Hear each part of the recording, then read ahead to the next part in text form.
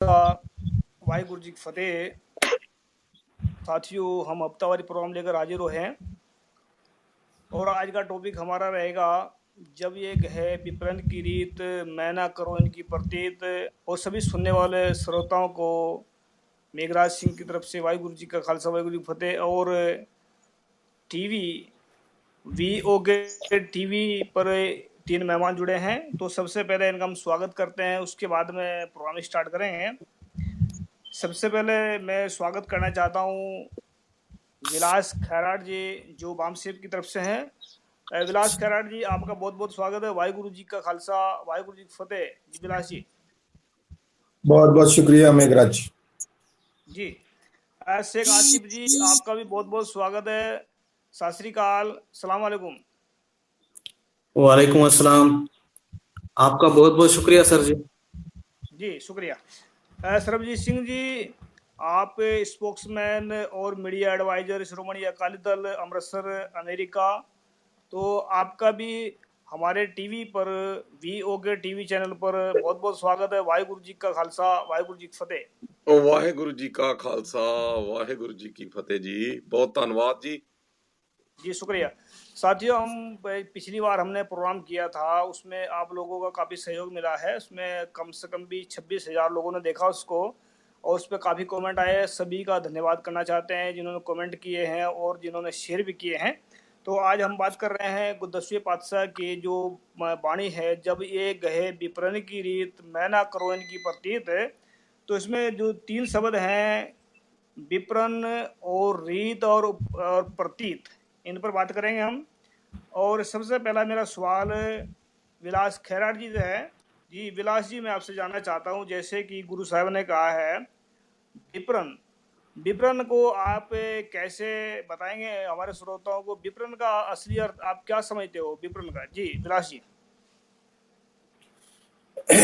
गुरु ग्रंथ साहिब के अंदर ये वाणी में ये बहुत बड़ा संदेश है जी। और ये संदेश केवल सिख भाइयों के लिए नहीं है बल्कि पूरे भारत के लोगों के लिए है जी। मूल्यवासी लोगों के लिए है। उसका एक लाइन में निचोड़ ये है कि जो विप्र यानी ब्राह्मण, जी। तो ब्राह्मणों की जो रीत यानी जो उनकी विचारधारा मानेगा, जी। तो उनका मेरा कोई संबंध नहीं, गुरु कहते हैं। जी। और गुरुओं की बात अगर भारत के अंदर सभी महापुरुषों को देखा जाए जी। तो ब्राह्मणों को हम लोगों ने दुश्मन नहीं तय किया, जी। बल्कि हमारे महापुरुषों ने ब्राह्मणों को दुश्मन तय किया है। चाहे वो गुरु हो या हमारे अलग अलग प्रांत में जो अलग अलग समय पर महापुरुष पैदा हुए, उन्होंने अपना दोस्त और दुश्मन तय किया है। जी। बाबा साहब अम्बेडकर की भाषा में अगर कहा जाए, डिटरमाइन एनिमी, ब्राह्मण हमारे केवल दुश्मन ही नहीं है, ये पूर्व निर्धारित एनिमी है। तो मैं इस गुरु की वाणी को बहुत स्वीकार करता हूँ और ये बहुत अच्छा संदेश है। जी जी जी जी। शेख आसिफ जी, मैं आपसे जानना चाहता हूँ, जैसे कि इसमें ब्राह्मणवाद या मनुवाद है, ये नाम आपने सुना होगा काफी, मनुवाद और ब्राह्मणवाद। तो आप ब्राह्मणवाद किसको कहना चाहेंगे, या कैसे ब्राह्मणवाद को हमारे श्रोताओं को क्या बताना चाहेंगे? ब्राह्मणवाद है क्या? जी जी शेख आसिफ जी। जी हाँ, बिल्कुल सर जी। जी। सबसे पहले मैं विलास खरात सर का शुक्रिया अदा करना चाहता हूँ, क्योंकि उन्होंने एक किताब लिखी है, कांग्रेस आरएसएस की माँ है। बहुत अच्छी किताब है, इसके लिए मैं विलास खरात जी को धन्यवाद करता हूँ। जी। तो सर, आपने जो कहा था कि जो ब्राह्मणवाद है जी, उसकी जो रीत है उसके बारे में हम बात कर रहे हैं अभी। नहीं, हम ब्राह्मणवाद के बारे में बात कर, रीत क्या? हम अगला सवाल हमारा रीत का होगा। रीत का मतलब क्या होता है? पहले ब्राह्मणवाद के बारे में। हाँ जी। हाँ हाँ, मेरा ऐसा मानना है कि अगर आप ब्राह्मणवाद मानते हो तो आप, जिसको हम इंसानियत कहते हैं, मानवता कहते हैं, वो आप ठुकराते हो। जी। अगर आप ब्राह्मणवाद मानते हो तो आप ऊंच नीच मानते हो। जी।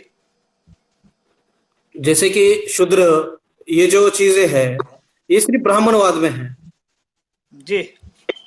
जो आर्य वैश्य क्षत्रिय शूद्र, ये जो है ये ब्राह्मणों की देन है। जी जी जी कि आप जब ब्राह्मणवाद मानते हो तो आप दूसरों को नीच समझते हो। जी जी जी सरबजीत सिंह जी, मैं आपसे जानना चाहता हूँ, जैसे हमने विलासी से भी बात की है कि विपरण, आप अच्छी तरह जानते हो, सिक्की कौम सिख ने जो काफ़ी इसमें भगत रविदास जी ने भी बयान किया है कि जब विप विप मतलब उन्होंने विप का इशारा किया, जब भी कहीं कहीं ना कहीं गुरुवाणी के अंदर विपर की बात जरूर कही गई है। तो आप इसमें क्या कहना चाहोगे, जब ये गए विपरण की रीत, अभी विपर की बात कर रहे हैं, रीत में अगले उसमें करूँगा क्योंकि इसमें दो तीन पॉइंट छुपे हुए हैं, इसको हम जानना चाहेंगे। तो आप विपरण का क्या अर्थ निकालना चाहेंगे, क्या कहना चाहेंगे विपर के बारे में जी, सरबजीत सिंह जी? वाहेगुरु जी का खालसा, वाहेगुरु जी की वाहिगुरु फतेह। जी की फतेह जी। जय मूल निवासी। जब तक इस शब्द को पूरा नहीं पढ़ा जाता ना, तब जी तक एक शब्द का अर्थ पूरा नहीं निकल सकता। जी तो इसलिए जब ये जो शब्द दशमेश पिता गुरु गोबिंद सिंह जी का जो सिखों को एक आदेश है, जी इसका अगर हम बहुत बैक जो इसकी पीछे बैकग्राउंड है इस शब्द की जी वो देखें तो दशमेश पिता जी ने जो खालसा पंथ जो रखा, जिसकी नींव रखी, जो पांच जी प्यारे भारत के अलग अलग दिशाओं से जो भारत के मूल निवासी लोग थे, जी जिनको उनकी जात पात ऊंच नीच के कारण हजारों सालों से इस मनुवाद और ब्राह्मणवाद ने दबाकर रखा हुआ था, और उनको जी जानवरों से भी उनके साथ माड़ा व्यवहार किया जाता था। ये तो जी पुरानी बात छोड़ें, अब भी भारत के मूल निवासियों के साथ जी भारत के कई हिस्सों में ऐसा ही व्यवहार किया जा रहा है। अभी तक जी कोई चेंजिंग नहीं हो सकी।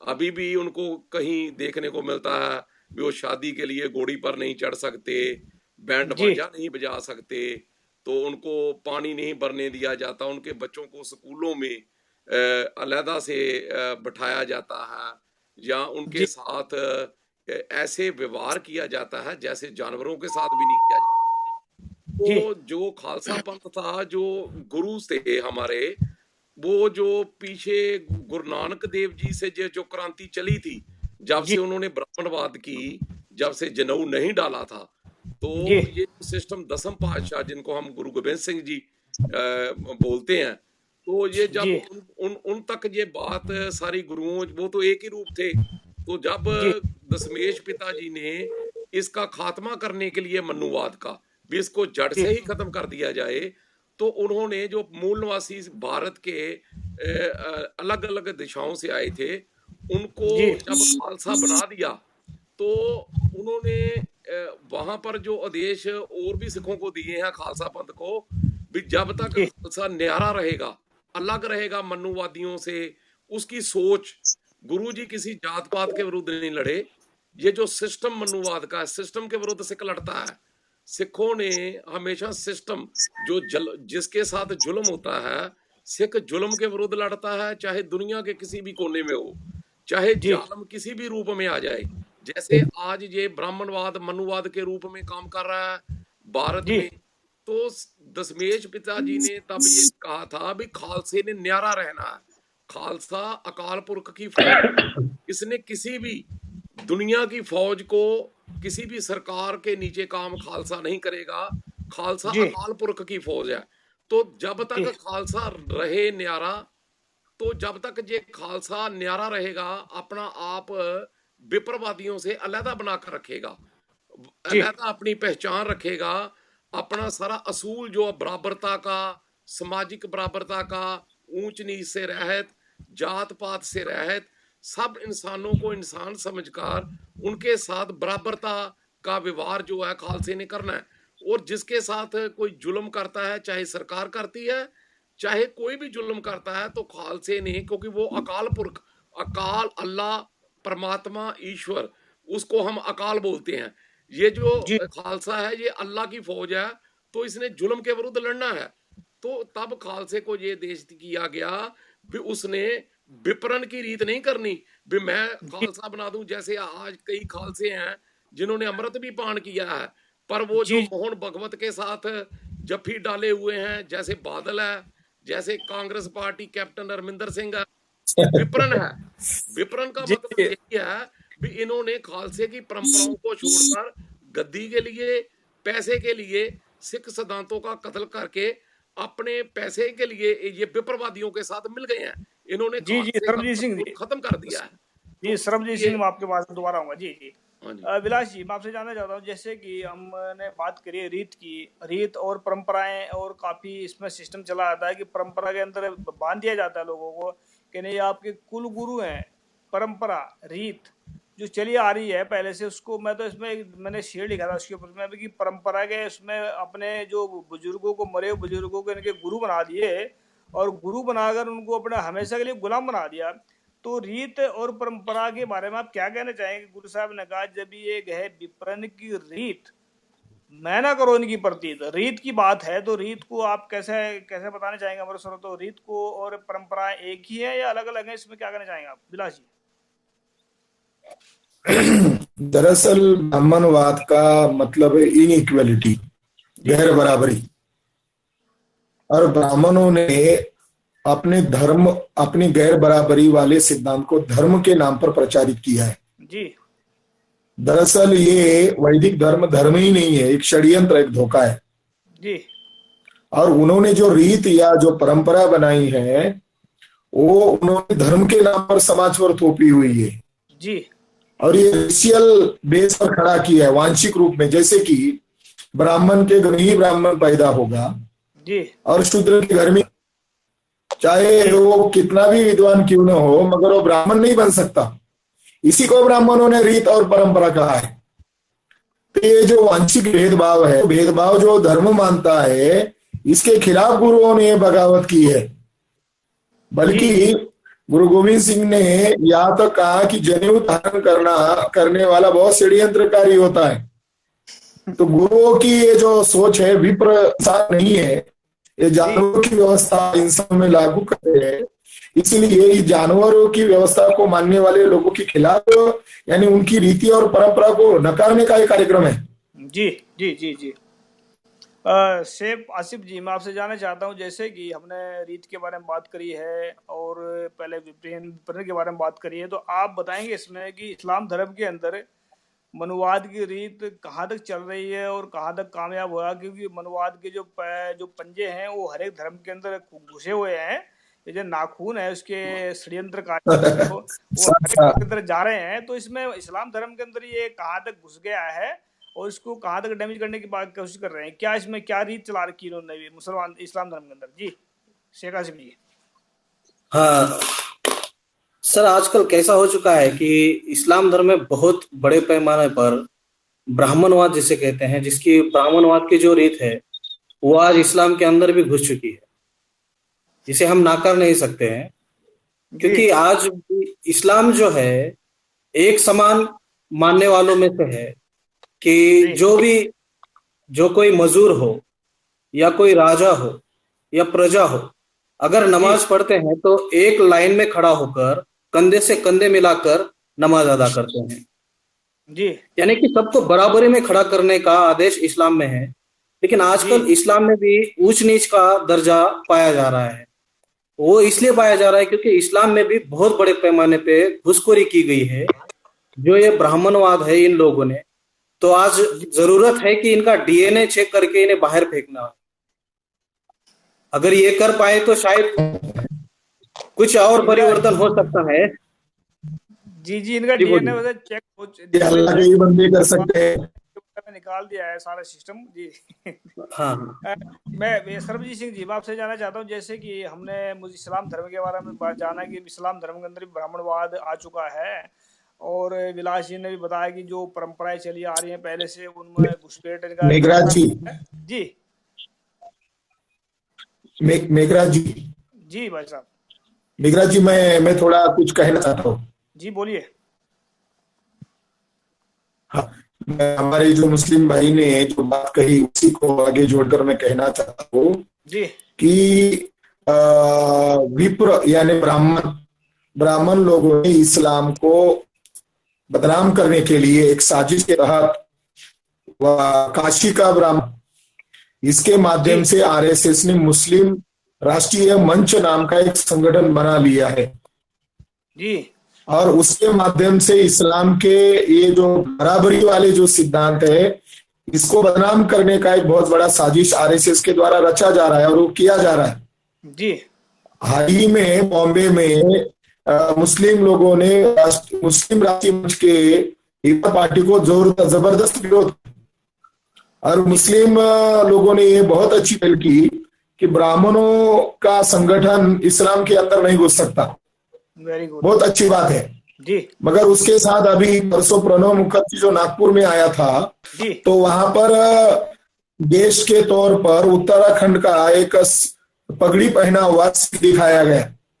जी यहाँ तक कि ब्राह्मण लोग दाढ़ी बढ़ाकर पगड़ी पहनाकर ये गलत प्रचार करते हैं कि सिख लोग भी ऐसे से जुड़े हुए हैं। जी जी जी जी और जिस दिन हो रहा था, जिस दिन नागपुर में कार्यक्रम हो रहा था, उसी दिन दीक्षा भूमि के अंदर घुसकर एक भंते को, एक दलाल व्यक्ति को, राहुल बोधी भंते नाम के व्यक्ति को इस्तेमाल करके बुद्ध के सामने राम की आरती गाई गई जी आरएसएस के ब्राह्मणों के द्वारा। तो बुद्धिज्म के अंदर भी वो घुसने के लिए इंटरनल संगठन बना चुके, मुसलमानों के अंदर भी घुसने के लिए इंटरनल संगठन बना चुके हैं, और हमारे सिख जो गुरुओं की है बिल्कुल उसके खिलाफ भी काम करने वाले दलाल लोगों में मिल रहे हैं।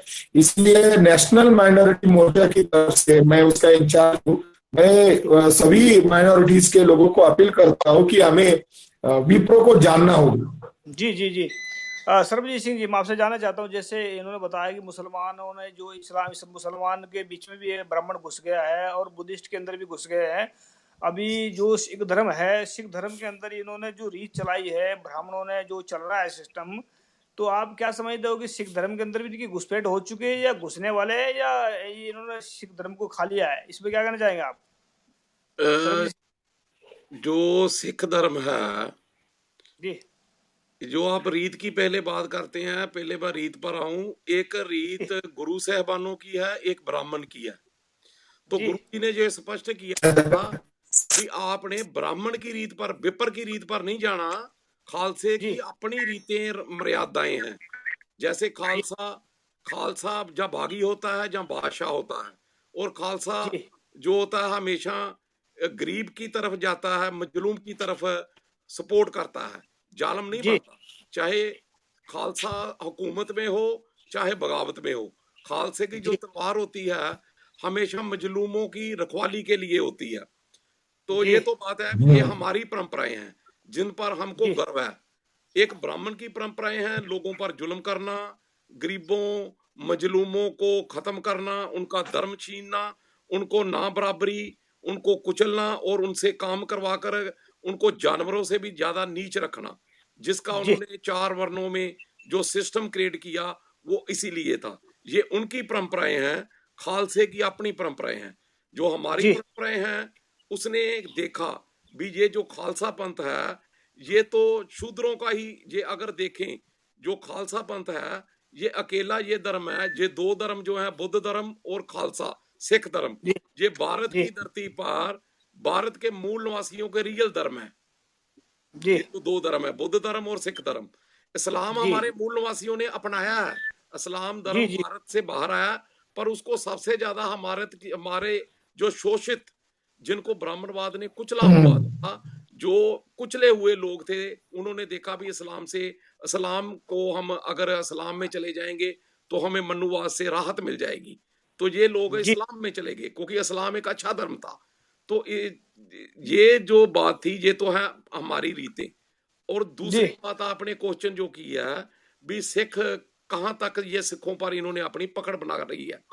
जी जैसे इन्होंने मुसलमानों का संगठन बनाया है, ऐसे ही जी इन्होंने सिखों को खत्म करने के लिए राष्ट्रीय सिख संगत बनाई हुई है, जिसका जो प्रेसिडेंट है वो उसका नाम है गुरबचन सिंह गिल। जो जी ये जो संगठन था, इसका जो पहले जिसने इसको बनाया था उसका नाम था चिरंजीवी सिंह। वो जी स्वामी अरविंदानंद का भाई था।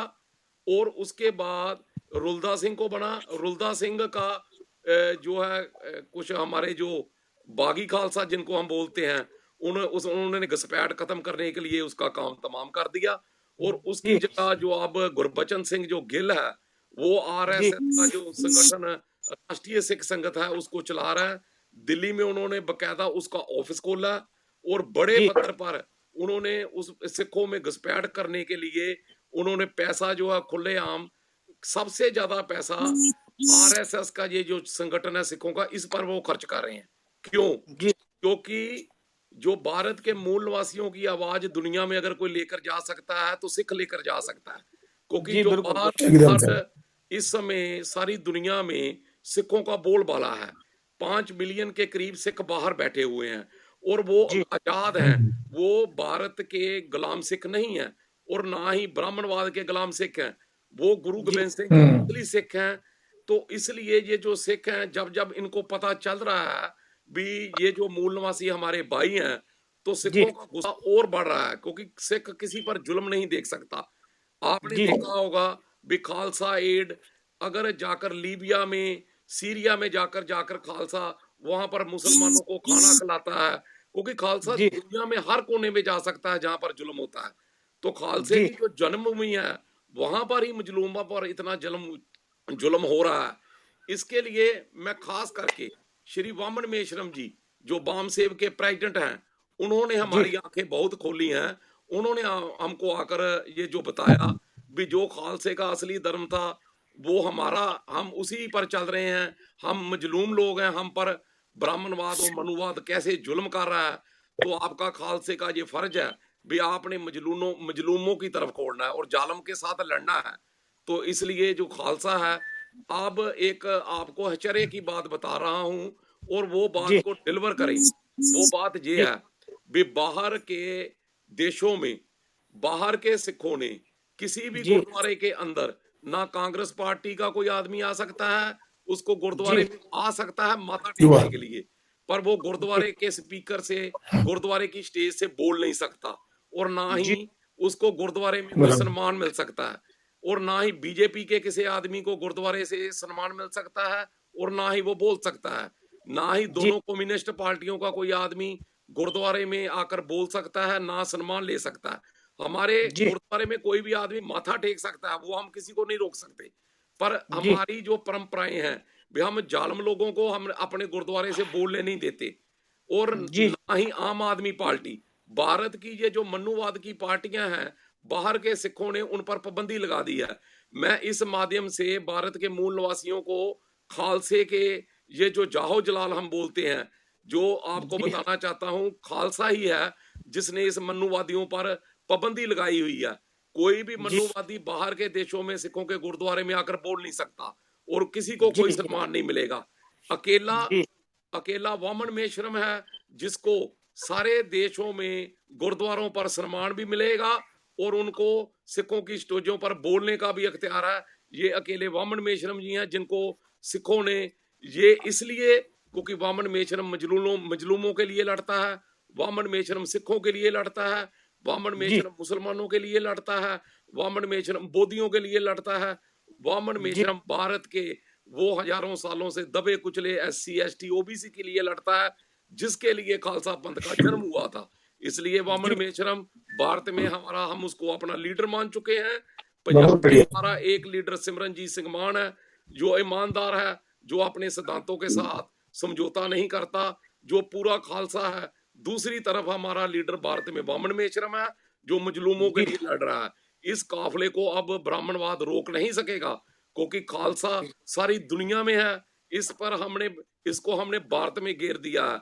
अगर मोती दुनिया के किसी भी कोने में आता है तो खालसा चाहे व्हाइट हाउस में जे जाए तो हम उसको घेरा डाल देते हैं। ये खालसा जो है सारी दुनिया में इस समय खालसा मूल निवासियों के साथ है। मैं इस माध्यम जी से आपको सबको ये बताऊंगा, आपको घबराने की कोई जरूरत नहीं है। बहुत ये शुक्रिया। इसने आपको भारत में गुलाम किया हुआ है, भारत के बाद हमने इसको गुलाम किया हुआ है, ये बाहर नहीं निकल सकता।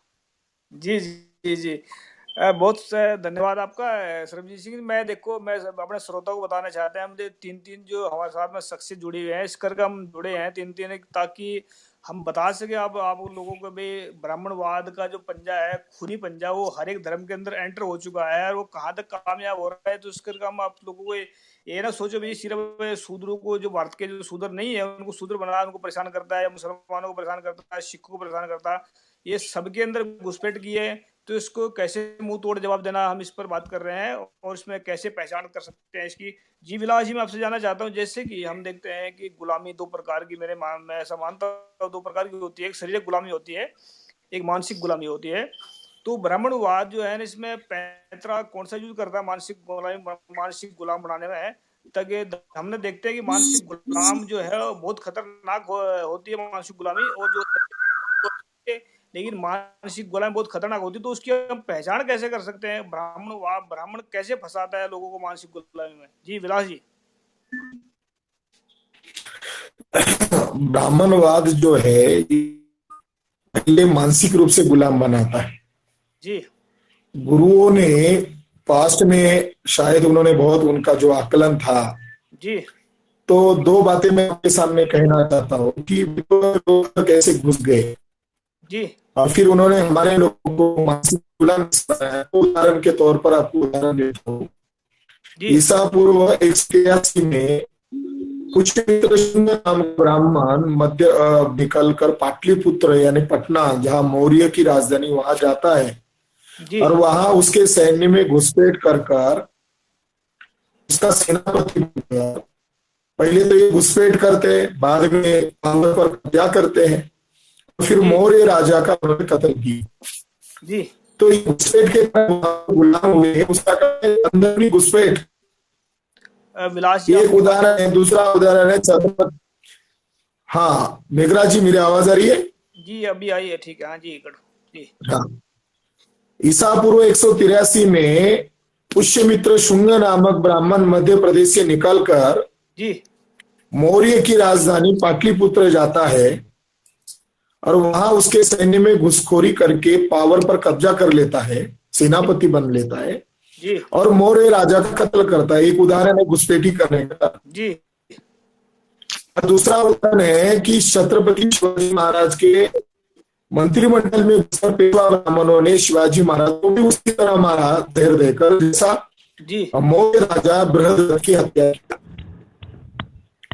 इस बात का सबूत है कि ब्राह्मणों ने पहले, जी। शुंग ने कब्जा किया और उसके बाद उसने रामायण लिखा, और नहीं है, बल्कि ये पुष्यमित्र शुंग का चरित्र है। शुंग को सामने रखकर ही ये चित्र लिखा गया। तो हमारी गुलामी का जड़ इन एशियन इंडिया प्रतिक्रांति की गई, और ब्राह्मणों ने जो प्रतिक्रांति की वो हिंसा के द्वारा। आज जो हमारे ऊपर ब्राह्मणवाद हावी है, उसका मूल कारण हिंसा है। जी। जातिवाद जो है, व्यवस्था है, इसका कारण ब्राह्मणों की हिंसा है। जी। मानसिक रूप से उन्होंने 6000 जातियों के टुकड़ों में हमारे समाज को तोड़ा और उच्च नीच वाली, गैर बराबरी वाली सिस्टम को निर्माण किया। इसीलिए हमारी गुरुओं की वाणी में जो विप को ट्रेस किया गया है, उसका खास वजह है कि इन्होंने हमको मानसिक रूप से। जी। जी। इसलिए मेरा यही कहना है मेघराज जी की जो ब्राह्मण को मानेगा, जो उनकी रीत मानेगा, उनकी विचार मानेगा, उनकी मानसिक गुलामी को स्वीकार करेगा, वो फिर सिख नहीं हो सकता, वो फिर मुसलमान नहीं हो सकता, वो बुद्धिस्ट नहीं हो सकता, वो जैन नहीं हो सकता, क्योंकि वो मूल्यवासी भी नहीं हो सकता, चाहे उसका डीएनए हमारे साथ ही क्यों नहीं मिलता। तो मानसिक रूप से गुलाम है और उसे जगाना पड़ेगा। और उसको जगाने के लिए बामसेट के द्वारा, भारत मुक्ति मोर्चा के द्वारा, नेशनल माइनॉरिटी मोर्चा के द्वारा पहल किया जा रहा है। बामसेट के अंदर मेंबर ब्राह्मण, हमने सीख लिया, हमने गुरुओं की वाणी से सबक लिया, बामसेट में मेंबर नहीं हो सकता विप्र ब्राह्मण। जी। जी। जी। जी। शेफ आसिफ जी, मैं आपसे जानना चाहता हूँ, जैसे हमने अभी विलास जी से बात करी है और जो सरबजीत सिंह से बात करी है कि मानसिक, जो पहले सरबजीत सिंह से बात करी, तो आप, तो मैं जानना चाहता हूँ कि जैसे कि मानसिक गुलामी के बारे में हमने विलास जी से बात की है, तो आप इसमें क्या समझते हो कि इस्लाम धर्म बहुत सारा सिस्टम में, जब काफ़ी लोगों से बात करता हूँ तो बहुत सारे ऐसे लिखते हैं कि डर के अंदर जी रहे हैं या लालच के अंदर कुछ ऐसा चल रहा है कि जो मानसिक गुलाम में बना रखे हैं लोगों को। तो आप इसमें क्या कहना चाहोगे? मानसिक गुलाम में इस्लाम धर्म मानसिक गुलामी के अंदर कहाँ तक झगड़ा हुआ है, और अगर झगड़ा हुआ है तो कैसे निकलेगा बाहर? इसमें मानसिक गुलाम के अंदर झगड़ गया है इस्लाम धर्म या अभी झगड़ने वाला है? इसके बारे में क्या कहना चाहेंगे? जी। जी हाँ, मैं ये मानता हूं कि जो मानसिक गुलामगिरी है वो कुछ लोगों में आ चुकी है, जी लेकिन पूरा इस्लाम इसके अंदर आ नहीं सकता है कि तो जी इस्लाम की जो रीत है वो जी एक समान की रीत है और जी ब्राह्मण की रीत गैर बराबरी की रीत है। तो जी इस्लाम और ब्राह्मण की रीत एक जगह पर आ नहीं सकती, कि तो मजलूमों के लिए लड़ने की रीत ये इस्लाम की रीत है और जी मजलूमों पे जुल्म करने की रीत ये ब्राह्मणों की रीत है। तो जी इसलिए इस्लाम में ब्राह्मणों की रीत आ नहीं सकती। लेकिन हाँ, कुछ मानसिक गुलामगिरी इन्होंने पैदा की है कि जी जैसे कि ये कहते हैं कि मदरसे में तिरंगा नहीं फहराया जाता, लेकिन जी मदरसे में बहुत सारी जगह पे 15 अगस्त हो, 26 जनवरी हो, तिरंगा फहराया जाता है। जी जी लेकिन जो हमारे मुस्लिम लीडर है वो ये नहीं कहते कि आरएसएस के कार्यालय में क्यों तिरंगा नहीं फहराया जाता। जी हमारे लोग जो है खुद का बचाव करते हैं लेकिन आरोप किसी पे नहीं करते हैं। जी जब मुसलमान को कहा जाता है कि आपको देशभक्ति का प्रमाण दिया जाए, लेकिन जी जब हमारे कुछ जो लीडर्स है जो ये ब्राह्मणों के गुलाम बन चुके हैं, तो ये उनसे जी ये सवाल नहीं करते हैं कि आरएसएस कितना ईमानदार है। जिन्होंने जी तिरंगा जलाया था, आज भी आरएसएस के प्रोग्राम में उन्होंने तिरंगा नहीं फहराया है। जी आज जैसे कि देखा जाता है एक आधे थिएटर में जब फिल्म देखने जाते हैं तो जनगण मन शुरू हो जाता है, जी लेकिन आरएसएस के प्रोग्राम में जनगण मन शुरू नहीं होता है। जिसे ये राष्ट्रगीत कहते हैं, ये अपने जी प्रोग्राम में शुरू नहीं करते हैं, लेकिन ये कहते हैं कि मुसलमान के प्रोग्राम में ये शुरू होना चाहिए, इसे ये नहीं करते हैं। तो जब तक जी हमारे लोग ये ये इनडायरेक्टली इन पे जब बताएंगे नहीं, तो ये गुलामगिरी से, जो मानसिक गुलामगिरी है, इससे बाहर नहीं निकल पाएंगे। जी जी जैसे जी मैं जैसे हाँ, बोलिए सर। ये आप बात पूरी कीजिए अपनी। हाँ, जैसे मैं मानता हूं जी कि जब आजादी की लड़ाई, जो जो तथाकथित आजादी है, इसकी लड़ाई जब लड़ी गई जी 1857 से, तो इसका लीडर पहले मुस्लिम को बनाया गया। बहादुर शाह जफर के अध्यक्षता में ये लड़ाई लड़ी गई, जी जिसमें बहुत सारे मुसलमानों ने इसमें बलिदान दिया। लेकिन जी जब देश आजाद हुआ और जब कांग्रेस जब सत्ता में आई, तो 1952 में जब सबको हिस्सा मिलना चाहिए था, तो पंडित नेहरू जी ने 60% ब्राह्मणों को टिकट दिया। जी इसमें से मुस्लिम लोगों को टिकट नहीं दिया गया और जी जी बरोबर मुस्लिम लोगों की जो जो लीडरशिप है वो खत्म की गई।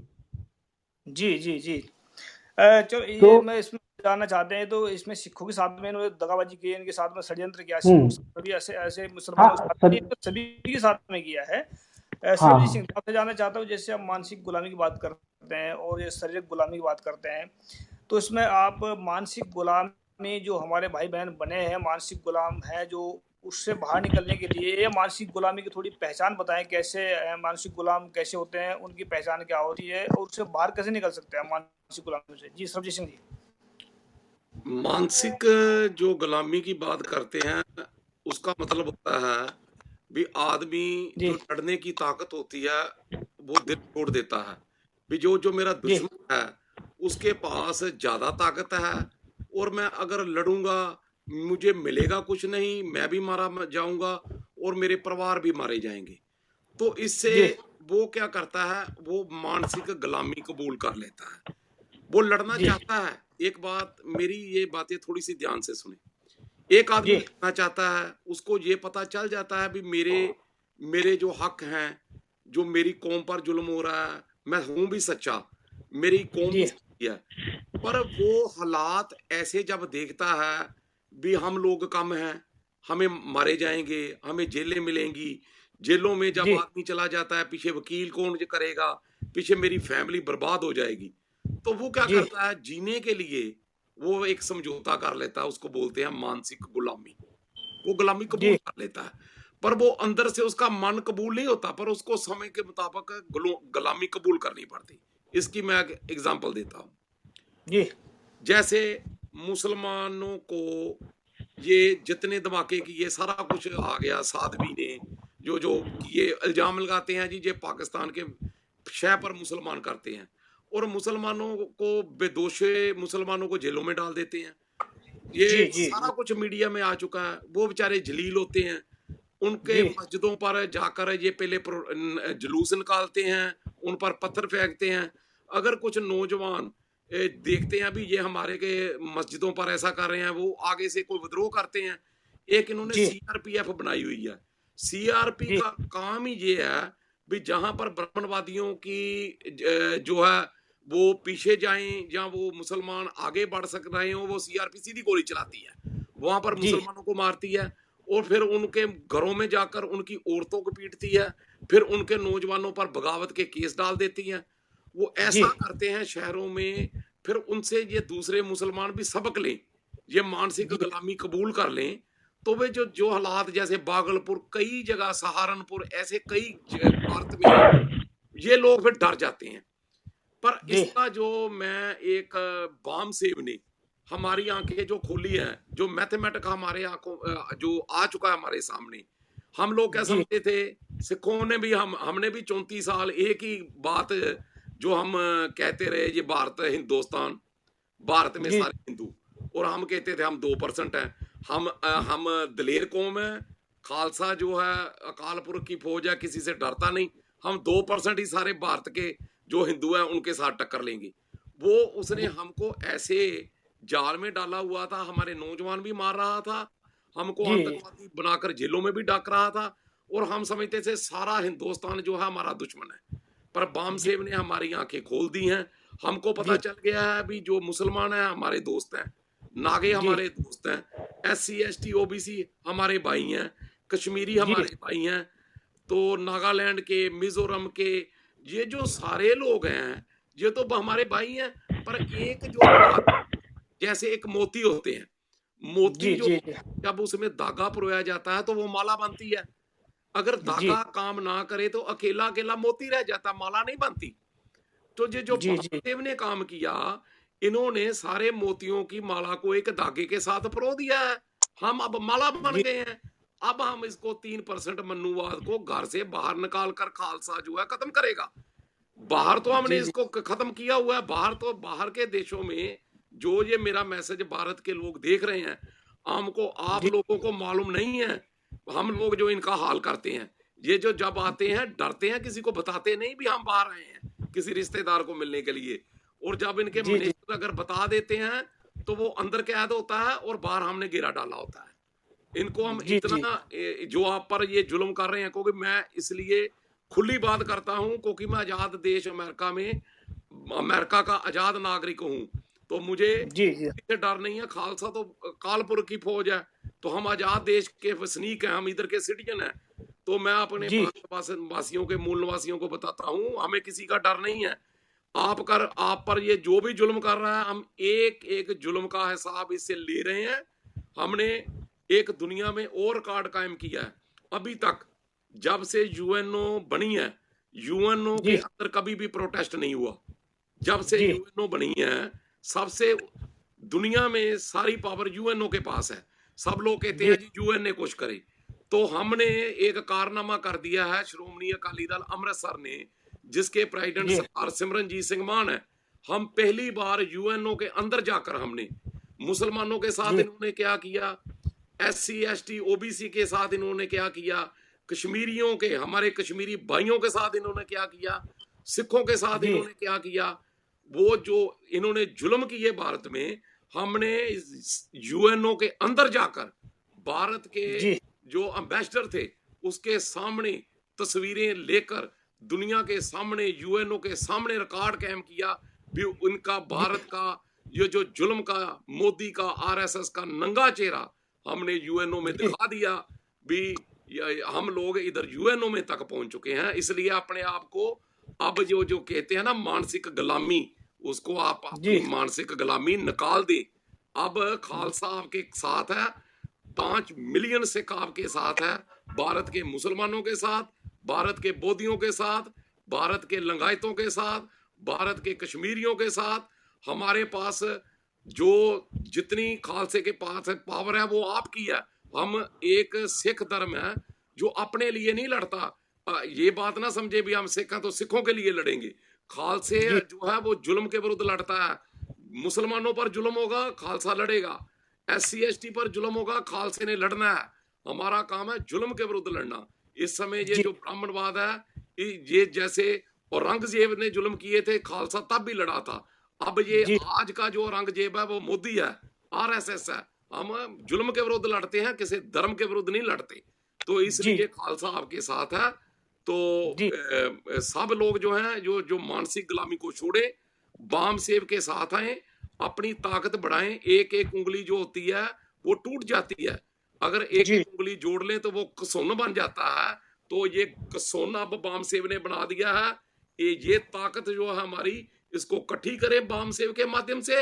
और जहां पर भी जुल्म हो, सजाद नमानी साहब, सरदार सिमरनजीत सिंह मान, कुरनेश्वर स्वामी जी, अपने जितने लोग हैं भारत के मूल निवासी जो इकट्ठे हो गए हैं, जहां पर जुल्म हो एक प्लेटफॉर्म हम पक्का तैयार कर रहे हैं। हमारा प्लेटफॉर्म बन चुका है। हम जुल्म के जी विरुद्ध में, चाहे वो कश्मीर में जुल्म हो, चाहे दिल्ली में जुल्म हो, चाहे पुणे में जुल्म हो, चाहे मध्य प्रदेश में जुल्म हो, जहां पर भी जुल्म होगा, दुनिया में बैठा सिख देख रहा है, आपके साथ है। तो इसलिए मानसिक गुलामी को छोड़ें, क्योंकि जी इकट्ठे जी होकर हम 85% बन जाते हैं। 85% हमारी पावर है। बाम सेव ने और वामन मेश्रम ने इसके लिए दिन रात लगाया हुआ है। वो भारत में बामन मेश्रम जो है हमारा सिकंदर है। हम उस सिकंदर के पीछे उसकी फौज है। तो पंजाब में सरदार सिमरनजीत सिंह के पीछे हम हैं, तो वामन मेश्रम के साथ वो हमारा सिकंदर है। उसकी फौज में हम लड़ेंगे और हम सब मूल निवासियों को उनका देश, जो आजाद देश भारत कराकर मूल निवासियों को उसकी ताकत देंगे। और खालसा पंजाब में बेगमपुरा खालसा राज कायम करेगा, जहां पर कोई भी ऊंच नीच, किसी पर जुल्म नहीं होगा, बराबरता जी का वो हम राज कायम करेंगे। हाँ जी जी सरबजीत सिंह जी, मैं आपसे मेरा लास्ट सवाल है भाई साहब, आप शेख आसिफ जी, मैं लास्ट सवाल करूँगा आपसे। जैसे कि आप कुरान भी पढ़ते होंगे और अल्लाह ताला के जो वचन हैं वो पढ़ते होंगे, उसमें तो तकरीबन उसमें कहीं ना कहीं ऐसा लिखा होगा कि जो झूठ बोलेगा या झूठ बोलने वाला का साथ देगा उसको अल्लाह ताला कबूल नहीं करेगा, ऐसा कहीं ना कहीं लिखा होगा। मैं पढ़ा तो है नहीं कभी कुरान, लेकिन जो मोहम्मद साहब की जो बात है उसमें लिखा होगा कहीं ना कहीं उन्होंने भी, जो झूठ बोलेगा या ब्राह्मण की रीत पर चलेगा मैं उसको परवाह नहीं करूँगा। तो इन जो मुसलमान हैं, जो इस्लाम में जो ब्राह्मणों की रीत में चल रहे हैं, क्या उनको अल्लाह ताला या मोहम्मद साहब उनको प्रवान करेंगे? अगर करेंगे तो कैसे? अगर नहीं करेंगे तो फिर जो जो चल रहे हैं उनके पे, उनको आप क्या कहना चाहेंगे इसमें? मेरे पास आप लास्ट क्वेश्चन आपसे जी, शेख आसिफ जी। जी, आपने बिल्कुल सवाल सही कहा। जी तो इस्लाम में झूठ के लिए जगह नहीं है। जी आपको सच बोलना है, चाहे वो आपके घर वाले के खिलाफ ही क्यों ना हो। अगर आपके घर वाले झूठ की तरफ हो तो आपको उनके खिलाफ भी खड़ा होना चाहिए। आपको जी सच का साथ देना चाहिए, आपको मजलूमों का साथ देना चाहिए। और इस्लाम जी हमेशा से ही मजलूमों के साथ रहा है। भारत में जो इस्लाम फैला है, ये मजलूमों के इत्तेहाद के लिए ही फैला है। जो मजलूम लोगों पर जो जुल्म हो रहा था, उसी के तौर पर इस्लाम भारत में फैला है। जैसे कि जी झूठ जो है, जैसे झूठ का प्रचार जो ये आरएसएस करता है कि इस्लाम तलवार के बल पे चला है, जी तो ये उनका झूठ है। लेकिन सच क्या है, इस्लाम अपने अखलाक की वजह से चला है। जो गैर बराबरी की, जो जो ऊंच नीच की, जो इन्होंने जो व्यवस्था कायम की थी, इस जी व्यवस्था को सबसे पहले चैलेंज दिया है इस्लाम ने। जी और जब से इस्लाम भारत में आया है, तब से ऊंच नीच बराबरी को लोगों ने छोड़कर इस्लाम कबूल किया है। जी जी जी तो जी कुछ कुछ लोग ऐसे हैं जो झूठ बोलते हैं, वो अपने मफाद के लिए झूठ बोलते हैं, अपने फायदे के लिए झूठ बोलते हैं। तो बेशक जी उनके लिए जो आपने कहा है वो कबूल नहीं होगा, उन्हें जी अल्लाह ताला कभी माफ नहीं करेगा। लेकिन लेकिन वो समझ नहीं पा रहे हैं कि हम झूठ बोल रहे हैं या सही बोल रहे हैं। जो तो जी उनकी बताया ऐसे ही जा रहा है कि उनको हर जगह पे देशभक्ति का सबूत देना पड़ रहा है। उन्हें कई जगह पर ऐसा किया जाता है कि जैसे कि अ, अभी जैसे पीछे में जो हादसा हुआ, जैसे कि अखलाक जो एक आदमी को एक पत्थर से जी मार दिया गया, जी बरोबर है। जी लेकिन ये सिर्फ शक के बुनियाद पे मारा गया कि उसके घर पे मीट है। ये सिर्फ शक के बुनियाद पे मारा गया, और उसके खिलाफ जो जन आक्रोश होना चाहिए था वो जन आक्रोश नहीं हो पाया। जी क्यों नहीं हो पाया? क्योंकि कुछ लोग झूठ का सहारा लेकर वो बच पाए।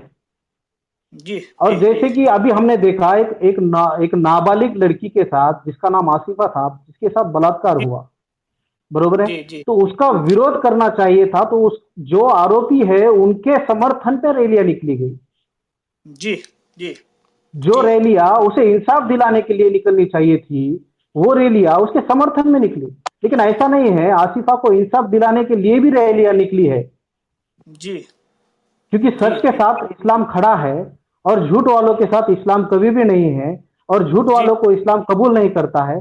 जैसे आपने कहा जी है कि उनका कभी भी इस्लाम में झूठ बोलने वालों का कोई भी मकाम हासिल नहीं हो पाएगा सर। जी जी धन्यवाद आपका जी। सरबजीत सिंह हाँ जी, सर। जैसे साहब ने कहा है कि जब ये गए विप्रन की रीत मैं ना करूं इनकी प्रतीत, प्रतीत गुरु साहब ने ऐसे क्यों कह दिया? क्योंकि गुरु साहब तो सबको लाड प्यार करने वाले थे और उन्होंने सबको गले लगाने वाले थे। तो प्रतीत मैं ना करो इनकी प्रतीत, ये खालसे को कहा या सारी दुनिया को कहा है? इसके बारे में क्या कहना चाहेंगे आप जी? मेरा लास्ट सवाल आपसे नहीं, जी ये जो जब खालसा बना था तो खालसे के लिए है, जी क्योंकि वो गुरुजी ने खालसा इसीलिए रचा था भी। जी गुरुजी ने खालसा काल पुरख की फौज बनाई थी भी, ये जो जी खालसे की परंपराएं होंगी, क्योंकि वो गुरुजी जानते थे, इसीलिए तो जी उन्होंने जात पात के जो जो बंधन खत्म किए थे। क्योंकि जी ये जो पहाड़ी राजे थे वो चाहते थे भी गुरुजी ये काम ना करें, जी गुरुजी ऊंच नीच खत्म ना करें, जात पात ना खत्म करें। इसीलिए पहाड़ी राजों ने गुरुजी को संदेश भेजा भी आप ये जो परंपराएं कर रहे हैं, इन चूड़े चमियारों को, हमारे कहते हैं भी हम अमृत छकाऊंगा, चिड़ियों से मैं बाज लड़ाऊंगा, हम इनके जी साथ अमृत कैसे छक सकते हैं? ये तो नीच लोग हैं, शूद्र लोग हैं। तो जी गुरु जी ने तभी ये तो कहा था भी इनसे तो मैंने बाज भी लड़ाने हैं, चिड़ियों से मैंने बाज लड़ाने हैं। तो जी गुरु जी ने ये जो पहाड़ी राजे थे इनका कहना नहीं माना था। तो जी इसलिए गुरुजी ने जो जो खालसा बनाया, तो ये गुरुजी को मालूम था भी ये जो ब्राह्मणवाद मनुवाद सिस्टम है हजारों साल से, ये षड्यंत्र करेगा, खालसे को जी विपर की रीत में डालेगा। तो उन्होंने जी कहा भी जब तक खालसा रहे न्यारा, जब तक खालसा रहे न्यारा तब तक मैं उसको सारी पावर दूंगा, पर ये जी जब विपरण की रीत करेगा फिर मैं ना करूं इनकी प्रतीत, फिर मेरा जी इसके साथ कोई संबंध नहीं होगा। अगर खालसा मनुवाद के सिस्टम पर चल पड़े, जैसे बादल और कैप्टन, कांग्रेस, बीजेपी, जी और ये जो सिस्टम ये जो सिख पैसे के लिए चलते हैं, अपने ऐसे मुसलमानों में भी हैं जो विपर की रीत जी पर बहुत चले हुए सारे हैं, जो जी पैसे के लिए हैं, जिन्होंने रखा तो इस्लाम को है पर वो पैसे के लिए बिक जाते हैं। सिख भी हैं जो पैसे के लिए धर्म को छोड़कर पैसा मुख रखते हैं। तो जी इसलिए ये विपन्न लोग हैं, इनको दुनिया में ये जो खालसा है, वो गुरुजी ने इसलिए कहा था भी जब ये विपरण की रीत करने लगेंगे फिर मैं इनकी जी प्रतीत नहीं करूंगा, फिर मैं इनका कोई साथ नहीं दूंगा। तो जी इसलिए इन जो खालसा है वो अपनी परंपराओं को, हम लोग जो बाहर बैठे हैं हमको जी इसीलिए हम इस विपरण की रीत नहीं करते। तो इसलिए आपके साथ, इसलिए अपने मजलूम भाइयों के साथ हैं, अमेरिका से भी आपके साथ हैं, क्योंकि हम जी न्यारे हैं। हम विपरण की रीत नहीं करते, हम मजलूमों के साथ हैं, हम नोटियों जी के साथ हैं, जो गुरु का खालसा बाहर बैठा हुआ है वो आपके साथ है। क्योंकि हमको जी ना तो पैसे का कोई लालच है, ना हम ऊंच नीच मानते हैं, ना मनुवाद को मानते हैं, ना ब्राह्मणवाद को मानते हैं। क्योंकि जी हम मानसिक तौर पर भी गुलाम नहीं है और जी शारीरिक तौर पर भी गुलाम नहीं है। प्रॉब्लम ये है भी भारत के लोग मानसिक तौर पर भी उसने गुलाम कर लिए हैं और शारीरिक तौर पर भी गुलाम कर लिए हैं। तो जी जी इसलिए ये अंतर है। पर जो बाहर का खालसा है वो अब जहां तो बागी है और जहां फिर बादशाह होगा। हमने तो लड़ना है, क्योंकि हमारा जी जन्म ही जो है खंडे की धार से हुआ है, हमारा जन्म ही लड़ने के लिए हुआ है। हम ना मौत की कोई परवाह करते हैं, ना हमारा जी जिंदगी से कोई मोह है, ना हम मौत से बैर करते हैं, ना हम मौत से जी डरते हैं, क्योंकि हम सिद्धांतों के लिए जीते हैं और अपने सिद्धांतों और अपनी परंपराओं के लिए। हम अमेरिका में भी ऐसे बैठे हुए हैं, हम जहां भी होंगे, जंगलों में भी होंगे ऐसे होंगे, अमेरिका में भी होंगे तो ऐसे जी ही होंगे। आप क्योंकि हमने अपनी परंपराएं कायम की हुई हैं, तो इसलिए जी मैं, क्योंकि ये प्रोग्राम खत्म होने को है, मैं जी फिर वही अपील करूंगा कि ये जो हमारी एक माला श्री वामन मेश्रम जी, जिन्होंने रात दिन, जो हमारे पास भी आए अमेरिका में 2 बार, तो उन्होंने जी ये जो सारी मूवमेंट क्रिएट की है, इसलिए अब डरने की जरूरत नहीं है। मानसिक जी गुलामी को छोड़ दो। हमारा एक इंटरनेशनल प्लेटफॉर्म है, इतनी ताकत तो मनुवाद के पास भी नहीं है। जी ये जी जो आप भारत के लोगों पर उसने खौफ डाला हुआ है ना, इसको मन से निकाल दो। हमारी ताकत अब उससे ज्यादा बन चुकी है, हम उससे ज्यादा हैं, हमारे पास पैसे के सोर्स उससे ज्यादा है। 19 एमपी हमारे कनाडा में बने हुए हैं। ट्रंप के बाद दूसरी जो पोजीशन अमेरिका में है, हमारी सिखों की लड़की निकी रंधावा की है, जो यूएनओ में हमारी एम्बेसडर है। तो इंग्लैंड में, कनाडा में, ऑस्ट्रेलिया में, न्यूजीलैंड में आपके सिख भाई एमपी बन रहे हैं। डिफेंस मिनिस्टर कनाडा का सिख है, तो हमने तो जी उसको नकेल डाली हुई है बाहर। तो हम जी जी जी यूएनओ में जाते हैं, हम एमनेस्टी इंटरनेशनल में, हम व्हाइट हाउस में जो करता, जो ये जुल्म कर रहा है उसकी रिपोर्टें हम भेज रहे हैं सब इन सरकारों के साथ। तो इसलिए जी घबराओ मत, अपने भाई जो आपके सिख भाई हैं। और जो एक और मैं बात कहूंगा, क्योंकि पंजाब के बाहर जो सिख लोग हैं उनकी गिनती बहुत कम है। ये उनको जी डराता है भी अगर तुम हमारे साथ ऐसा व्यवहार करोगे तो पंजाब से बाहर सिखों का क्या बनेगा। तो जी इसलिए जी जी मेरा ये पंजाब के बाहर जो मेरे मूल निवासी भाई हैं, मुसलमान हैं, बोधी हैं, ईसाई हैं, लिंगायत हैं, एससी हैं, एसटी हैं, उनका फर्ज बनता है। अगर 5 मिलियन सिख आपके लिए बाहर के देशों में लड़ रहा है मुसलमानों के लिए, आप एससी एसटी ओबीसी के लिए, तो आपका भी फर्ज बनता है भी भारत में जहां पर भी हमारे गुरुद्वारे हैं या जहां पर भी सिख हैं, अगर किसी भी सिख के साथ ये जुल्म करने की कोशिश करे तो आप उसके आगे सिख के आकर खड़े हों। तो ये जो भाई भाई की जो उदाहरण हम पेश करें, तो हमारा जो जी जी प्यार आगे भी बढ़े इससे। तो ये जी सिख जो है आपके भाई हैं, ये आपका फर्ज बनता है, जो मेरा यही मैसेज है। तो बाम जी सेव के सरबजीत जी प्लेटफॉर्म थैंक यू पर हम आप। इकट्ठे हों। जय जी भीम, जी जय मूल निवासी, वाहेगुरु जी का खालसा, वाहेगुरु वाहेगुरु जी जी की फतेह। जी आप 1 मिनट में कुछ कहना चाहेंगे शेख आसिफ जी, प्रोग्राम के बारे में कुछ? हाँ जी। आपने इतना बड़ा बढ़िया प्रोग्राम दिया है कि आपकी जितनी भी तारीफ की जाए वो कम है। और जैसे कि सर जी ने कहा कि सिख लोग हमेशा ही अ, हमारे साथ खड़े हैं, मजलूमों के साथ खड़े हैं, तो मैं उनसे ये जी भी कहना चाहता हूं कि मुस्लिम लोग भी आपके साथ खड़े हैं, आपके सहयोग के लिए खड़े हैं। हम हमेशा जी मजलूमों के साथ हैं, जहां कहीं भी जुल्म हो, जिस हाल में हो, जिस तरीके से हो, हम आपके साथ लड़ने को तैयार है, हम आपके साथ खड़े रहने को तैयार है। बस हमको अब एक जगह पे इकट्ठे होकर एक प्लेटफॉर्म पर आकर इन ब्राह्मणवाद को उखाड़ फेंकना है, इन गैर जी बराबरी की जो जो व्यवस्था है इसको नष्ट करना है और एकता कायम करनी है। तो इसके लिए जी हम मुस्लिम भाई भी आपके साथ है। ऐसा ना समझे कि सिर्फ ये आपकी जिम्मेदारी है, ये हमारा भी फर्ज है और हम भी जी इसके लिए खड़े हैं। जी जी जी इतना ही सरबजीत कहकर सिंह मैं जी अपनी बात खत्म करता हूँ। जी अस्सलाम वालेकुम, सत श्री अकाल और जय मूल निवासी। जी जय मल्लिक भाई। सरबजीत सिंह जी लास्ट में कुछ कहना चाहोगे 1 मिनट में? बस ये जो आपका कार्यक्रम है बहुत अच्छा लगा। तो इससे क्या होगा, हम जो लोग हैं हमारा आपस में प्यार बढ़ेगा। ये जो हमारा एक दूसरे के साथ मिलकर जो हमने संघर्ष को, हम अकेले नहीं लड़ सकते, क्योंकि जी जी जी ये जो लड़ाई है अब दिलेरी की लड़ाई नहीं रह गई, अब दिमाग की लड़ाई है और गिनती की लड़ाई है। जिसके जी पास जी गिनती ज्यादा होगी वो ही जो है आगे बढ़ सकता है। जिसकी गिनती कम होगी उसका वो मानसिक गुलाम भी बन जाएगा और शारीरिक गुलाम भी बन जाएगा, और उसकी जी नस्ल जी भी खत्म होगी, उसके बच्चे भी मारे जाएंगे। इसलिए जी ये हम ये मैथमेटिक को समझ गए हैं। हमारी गिनती अगर हम दिमाग से काम लेते हैं भामसेव के प्लेटफॉर्म पर, तो हम 85 बन जाते हैं। तो फिर हम पर जी जुर्म भी नहीं होगा, हम सब लोग जो है प्यार से रहेंगे। सिख जैसे पंजाब में है तो हम ऐसा चाहते हैं भी मूल निवासी आजाद हों, सिख भी आजाद हों। हम पंजाब ऐसे रहेंगे जैसे नेपाल और इंडिया रहता है, बॉर्डर खुलेंगे। तो सिख जो है जी वो तरक्की पसंद है सारे देशों में। तो हम जी भाई भाई की तरफ रहना चाहते हैं, क्योंकि सिख जो है उनके साथ 1947 में जो सिखों के साथ वादा किया गया था, उनको अलहदा देश नहीं दिया गया। ये 2-3 जी देश बने थे सिख वो अभी धक्के खा रहे हैं बाहर के देशों में। ये देखें अपना देश छोड़कर बैठे हुए हैं, क्योंकि अगर हम पंजाब में रहते हमारे नौजवानों को मार दिया गया, हमारे नौजवान 25-25 सालों में जेलों में उन्होंने डाले हुए हैं, हमारे पर उधर मानसिक और शारीरिक गुलामी इन्होंने रखी है। तो मैं भारत के सब लोगों से कहता हूँ, सिख ईमानदार कौम है, हमारा साथ दें, हम आपके साथ हैं, मिलजुल कर रहेंगे। और जो मूल निवासी मूवमेंट है बाहर का 5 मिलियन से उसकी तरफ बहुत आगे बढ़ रहा है।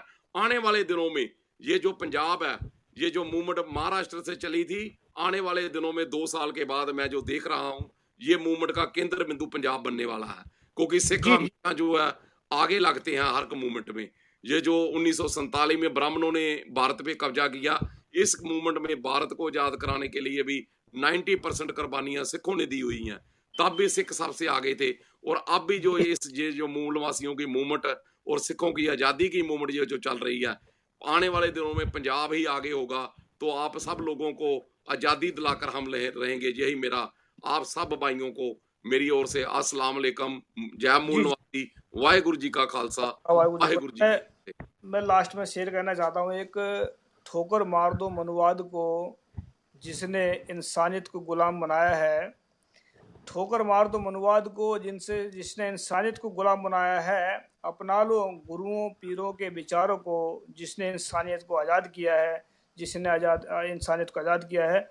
आप जी का दोनों का बहुत बहुत धन्यवाद, और विलास खैर धन्यवाद। और मिलेंगे नेक्स्ट प्रोग्राम में। तो साथियों सुनते रहे VOK TV चैनल, और आने वाले टाइम में और भी प्रोग्राम लेकर आएंगे। तो आप जी का शेख आसिफ जी आपका बहुत बहुत धन्यवाद, सत श्री अकाल, अस्सलाम वालेकुम। एंड सरबजीत सिंह जी आपका बहुत बहुत धन्यवाद, वाहेगुरु जी का खालसा, वाहेगुरु जी की फतेह। Thank you.